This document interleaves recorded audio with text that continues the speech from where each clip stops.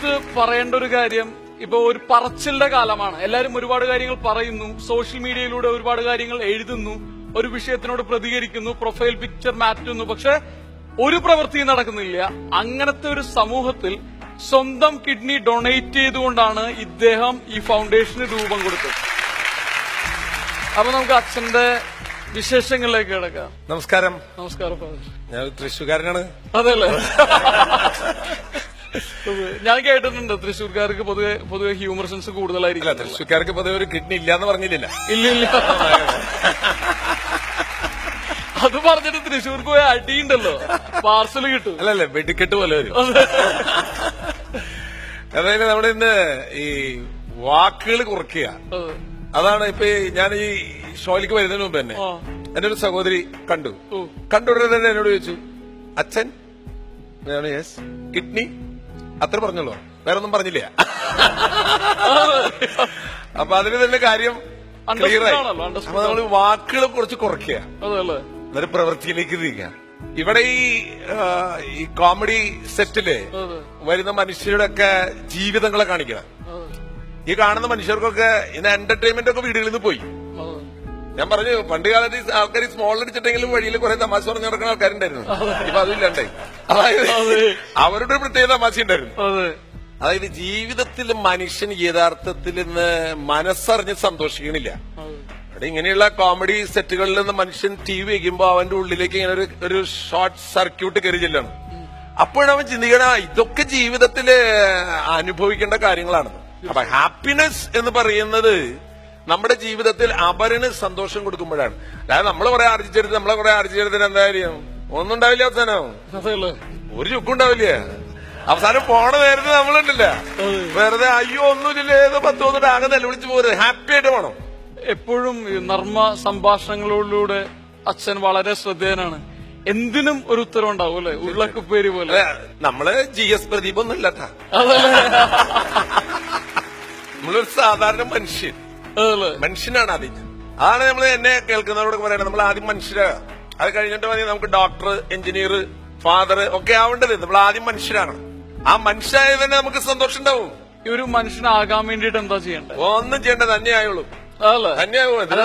നമ്മള് വെച്ചിട്ടുള്ള മാസ്ക് കഴിച്ചു കഴിഞ്ഞാൽ മതിയാവും. അതായത് നമ്മുടെ ഉള്ളിലുണ്ടല്ലോ, നമ്മൾ എന്തോ ആണെന്ന് കാണിക്കാനുള്ള ഒരു വ്യഗ്രത അതില്ലാണ്ടിരിക്കുക. എന്താണോ അത് അങ്ങനെ ആയിരിക്കുക. നമ്മളൊന്നും ആവേണ്ട ആവശ്യമില്ല. അതിനാൽ നമ്മൾ മനുഷ്യരായപ്പോ തന്നെ നമ്മൾ ഈ ലോകത്തിലെ ഏറ്റവും പെർഫെക്റ്റ് പേഴ്സണായി അപരർക്ക് സന്തോഷം കൊടുത്തിട്ടാണ് നമുക്ക് സന്തോഷിക്കാൻ പറ്റുള്ളൂ. ഇപ്പൊ ഈ കിഡ്നി ഫെഡറേഷൻ ഓഫ് ഇന്ത്യയുടെ കാര്യം പറഞ്ഞു, ഇന്ന് ആയിരക്കണക്കിന് മനുഷ്യർ സന്തോഷിക്കുകയാണ്. ഇപ്പൊ കണ്ടില്ലേ, എയർ ആംബുലൻസിന് ഹൃദയം പോണെന്ന് പറയുമ്പോ ആൾക്കാര് എന്തിനിപ്പത് കൊണ്ടോണേ നല്ല ചോദിക്കണേ, സംഭവം ഗംഭീരെന്ന് പറഞ്ഞത്. കാരണം മരിച്ചു പോകുന്നൊരു മനുഷ്യന്റെ ജീവിതം കൊണ്ട് പോലും 6, 7, 8 പേർക്ക് അവരുടെ വീട്ടിലുണ്ടല്ലേ സന്തോഷത്തിന് എന്താ പറയാൻ പറ്റുക? അതിരുകളില്ല. അത് കാട്ട് കൊടുക്കണ കിഡ്നി കൊടുക്കണമെന്നല്ല ഞാൻ പറഞ്ഞതിന്റെ അർത്ഥം. ആൾക്കാർ ഇപ്പൊ എന്നെ കണ്ടാ തന്നെ ദേ വരണ്ട അച്ഛൻ ഇവിടെ കിഡ്നി പോടും എന്നുള്ള രീതിയിലൊക്കെയാണ് ആൾക്കാർ കാണുന്നത്. നമ്മൾ ആരോടും കിഡ്നി ഒന്നും ചോദിക്കണില്ല. പക്ഷെ ഞാൻ പറയാ, ജീവിതത്തില് നമ്മൾ ഒന്നും കൊടുക്കാനുള്ള മനസ്സുണ്ടല്ല, ആദ്യം ഇന്ന് ആൾക്കാർ കുറഞ്ഞു പോയിക്കൊണ്ടിരിക്കും. കൊടുത്തോണ്ട് നമ്മുടെ മനസ്സ് നിറയുള്ളൂ. അതിപ്പോ കിഡ്നി ഒന്നും കൊടുക്കണ്ടേ. ഒരു പ്രസംഗം കഴിഞ്ഞിറങ്ങിയപ്പോ ഒരാൾ ആവേശത്തിൽ വന്നിട്ട് പറഞ്ഞു, അച്ഛന്റെ പ്രസംഗം കേട്ടപ്പോ എനിക്ക് ഭയങ്കര ഒരു സംഭവം തോന്നി. എന്റെ ഒരു കണ്ണ്, എന്റെ ഒരു കയ്യ്, എന്റെ ഒരു കാല്, എന്റെ ഒരു കിഡ്നി ഒക്കെ ഞാൻ കൊടുക്കുന്നു. ഞാൻ പറഞ്ഞു, അല്ലാതെ കൊടുക്കാൻ പറ്റില്ലേ? കൊടുത്തിരിക്കും. ചേട്ടാ കൊടുക്കാൻ പറ്റില്ലെന്ന്. കൊടുത്തിരിക്കും. ചേട്ടൊരു കാര്യം, നാളെ വീട്ടിൽ പോയിട്ട് അപ്പുറത്തെ വീട്ടിലത്തെ നാരായണന്റെ വീട്ടില്ലേ അവിടെ ചെന്നിട്ട് നമ്മുടെ വീട്ടിൽ നിന്നൊരു മുട്ടുസൂചി കൊണ്ട് അവിടെ കൊടുക്ക്. ഇവിടെ തിരിച്ചു വരുമ്പോ നെഞ്ചത്ത് പനി ഉണ്ടോന്ന് നോക്ക്. എന്നിട്ട് പിറ്റേ ദിവസം കാർത്തിയാന്റെ വീട്ടിൽ പോയിട്ട് ഒരു ചക്കക്കുരു കൊണ്ടുകൊടുക്കും വീട്ടിൽ നിന്ന്. എന്നിട്ട് വല്ല ഹാർട്ട് അറ്റാക്കും വരണ്ടോന്ന് നോക്ക്. എന്നിട്ട് പോരെ കൈയും കാലും കിഡ്നിയൊക്കെ കൊടുക്കരി. ഇത് ഈ പറച്ചില് മാത്രമുള്ള. ആദ്യം ഈ കിഡ്നിയും കൈയും കാലും കൊടുക്കും, അല്ല ചക്കക്കുരു കൊടുക്കണം ആദ്യം. അത് കഴിഞ്ഞ് അപ്പൊ ജീവിതത്തിൽ നമ്മൾ വിചാരം വലിയത് കൊടുക്കുമ്പോഴേ കൊടുക്കലാണ്. വേണ്ട, നമ്മളും മനസ്സറിഞ്ഞൊരു മനുഷ്യന് ഒരു പുഞ്ചിരിയെങ്കിലും കൊടുത്തൂടെ, ഒരു നല്ല വാക്ക് കൊടുത്തൂടെ. മനുഷ്യന് ആവശ്യമാണ്. ഇപ്പൊ ഈ കോമഡി ഷോയില് മനുഷ്യന് അവന്റെ ഹൃദയത്തിലേക്കാണ് കേറണങ്ങട്. അവനാ കരഞ്ഞിരിക്കുന്ന സമയത്ത് ഷാജി വന്നിട്ടൊരു സംഭവം ഇങ്ങനെ കൊടയോട് കൂടിയിട്ട് ആൾക്കാര് അവന്റെ ആ ഷാജിയുടെ ഉള്ളിൽ നിന്ന് കിട്ടുന്ന ഒരു ഫീല് അത് അവരുടെ ജീവിതത്തിന് സന്തോഷം ഉണ്ടാക്കി. അത്ര വേണ്ടു. നമ്മള് വലിയ വലിയ പ്രധാനമന്ത്രി ആവാനൊന്നും പോകേണ്ട ആവശ്യമില്ലേ. ഒരു കാര്യമില്ല. നമ്മള് ജീവിതത്തില് യഥാർത്ഥ മനുഷ്യനെ പോലെ പെരുമാറുക. നമ്മൾ എന്താണോ അത് പറയാം. ഞാൻ പറയാറുണ്ട്, നിങ്ങളെ മുമ്പിൽ ഇപ്പൊ ഞാൻ ഇതിൽ നിന്ന് സംസാരിക്കുമ്പോ ആലോചിക്കും, അച്ഛനെ കുറിച്ച് എന്താ ആൾക്കാർ ചിന്തിക്കുക, ഞാൻ എന്തിനാ അവരൊക്കെ ഞാൻ ചിന്തിക്കണത്, എന്നെ കുറിച്ച് അവർ ചിന്തിക്കുക, ഞാൻ അന്വേഷിക്കേണ്ട ആവശ്യമില്ല. ഒരു കാര്യമില്ല. കാരണം ഞാൻ എന്താന്ന് എനിക്ക് അറിഞ്ഞൂടെ. അതിൽ പറഞ്ഞുള്ളത്, നീ ആരാണെന്ന് നിനക്കറിയില്ലെങ്കിൽ ഞാൻ ആരാണെന്ന് എന്നോട് ചോദിച്ചാൽ നിന്നോട് പറയാന്ന് പറഞ്ഞിട്ടില്ലേ. അതാണ് സംഭവം. അപ്പൊ അതുകൊണ്ട്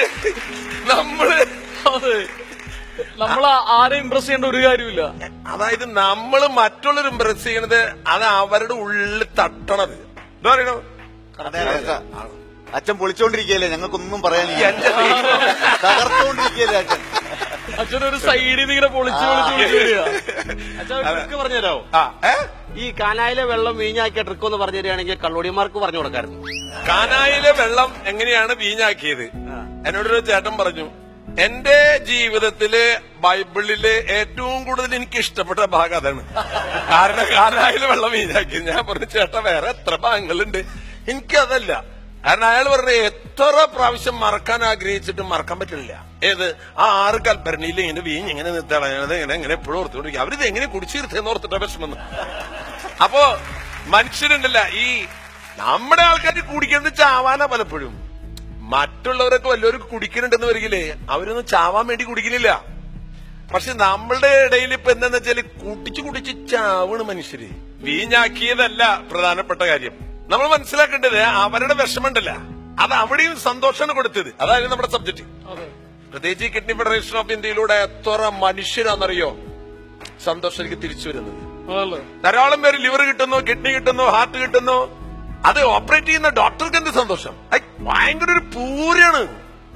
തൃശ്ശൂർ ഞാൻ പറഞ്ഞത്. അപ്പൊ പൂരെന്ന് പറയണ്ടേ, അതായത് വെട്ടിക്കെട്ട് പൊട്ടണ പോലെയാണ്. ഒരു മനുഷ്യൻ മരിച്ചു കഴിയുമ്പോ അവന്റെ ബന്ധുക്കള് പറയണേ കൊണ്ടുപോയി കൊടുക്കാൻ മനുഷ്യർക്ക് എന്ന് പറയുമ്പോ, കിഡ്നി കിട്ടിയവന് സന്തോഷം, കരൾ കിട്ടിയവന് സന്തോഷം, ഹാർട്ട് കിട്ടിയവന് സന്തോഷം, അത് ആംബുലൻസിൽ കൊണ്ടുപോയ ആൾക്ക് സന്തോഷം, വാർത്ത വായിക്കുന്നവർക്ക് സന്തോഷം, ഓപ്പറേറ്റ് ചെയ്യുന്ന ഡോക്ടർക്ക് സന്തോഷം. സംഭവം എങ്ങനെയുണ്ട്?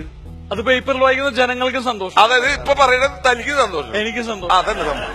അപ്പൊ അതുകൊണ്ട് ഈ ജീവിതത്തില് മറ്റുള്ളവർക്ക് സന്തോഷം കൊടുക്കുന്ന ഒരു കാര്യം നമുക്ക് ദൈവം തന്നിട്ടുള്ളത് നമുക്ക് തന്നെ സന്തോഷം ഉണ്ടാക്കാൻ പറ്റും. എങ്ങനെ?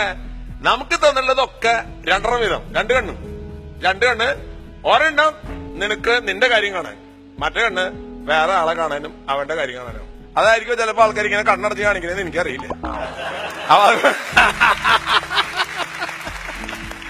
അതുകൊണ്ട് 2 ചെവിയുണ്ട്. ഒരു ചെവി നിന്റെ കാര്യങ്ങളൊക്കെ കേട്ടോ, മറ്റേ ചെവി വേറെ ആളുടെ സങ്കടങ്ങൾ കേൾക്കാനാ. 2 കൈയുണ്ട്. ഒരെണ്ണം നീ തിന്നോ, മറ്റേ കൈ ഇങ്ങനെ വാരി കൊടുക്കാനാ. 2 കാലുണ്ട്. 2 കാല്, ഒരു കാല് നീ ആവശ്യമുള്ളതൊക്കെ വെക്കോ, പക്ഷെ മറ്റേ കാലുകൊണ്ട് ഞൊണ്ടി പോണ്ട, മറ്റേ കാലം ഉപയോഗിച്ചിട്ട് വേറെ സ്ഥലത്തേക്ക് മറ്റുള്ള കാര്യങ്ങൾക്ക് പോകണം. അപ്പൊ പറഞ്ഞു വരുമ്പോ നിങ്ങൾ ആലോചിക്കുക അവസാനം കിഡ്നിയിലേക്ക് വരുന്നു അല്ല. അതായത് 2 കിഡ്നി ഉണ്ട്, അതിലൊരെണ്ണം. ഇതൊന്നും ഞാൻ പറഞ്ഞത്, മനുഷ്യന്റെ ജീവിതം പകുതി ഈ ലോകത്തിൽ കൊടുക്കണം. മുഴുവൻ മാറ്റി വെച്ചാൽ ഭയങ്കര സന്തോഷം. അതുകൊണ്ട് ഈ ഷോയിൽ പങ്കെടുക്കുമ്പോ ഇവിടെ കാണുകയും കേൾക്കുകയും ചെയ്യും മാത്രല്ല, ഒരു ബോധ്യം ഉണ്ടാവണം, സന്തോഷിക്കണം. കുറച്ചു നാളുള്ള ഈ ലൈഫ്, അതുകൊണ്ട് എത്രയും വേഗം നമ്മൾ നമ്മുടെ ജീവിതം കൊണ്ട് അപ്പുറത്തെ വീട്ടിലേക്ക് ഈ ഷോ കണ്ടു കഴിഞ്ഞാൽ ഇറങ്ങി ചെന്നിട്ട് അപ്പുറത്തെ വീട്ടിലെ ചേട്ടന്റെ അടുത്ത് പോയിട്ട് ചേട്ടൻ എന്താ വേണ്ടെന്ന് ചോദിക്കുക. പക്ഷെ മറ്റേതരത്ത് ചോദിക്കുന്നുണ്ട്, ചേട്ടൻ എന്താ വേണ്ടേ, അങ്ങനെ ചോദിക്കരുത്. അങ്ങനെ ആ ചേട്ടന്റെ ജീവിതത്തിലെ വിഷമതകൾ പരിഹരിക്കാൻ സാധിച്ചാൽ ഈ ഷോ കഴിയുമ്പോ കേരളത്തിലെ മാറ്റം വരുന്നത് എന്താ വരില്ലേ? ഒരു സംശയമില്ല. വരണം. അങ്ങനെ ഈ ഫ്ലവർ ചാനലിന്റെ കോമഡി ഷോ ചിരിക്കലും മാത്രല്ല, പിന്നെന്താണ്, ചിന്തിപ്പിക്കലും മാറ്റങ്ങളും ഉണ്ടാക്കണം. കറക്റ്റ്. അങ്ങനെ സമൂഹത്തിലെ ഇൻസ്പയർ ചെയ്യാനായിട്ട്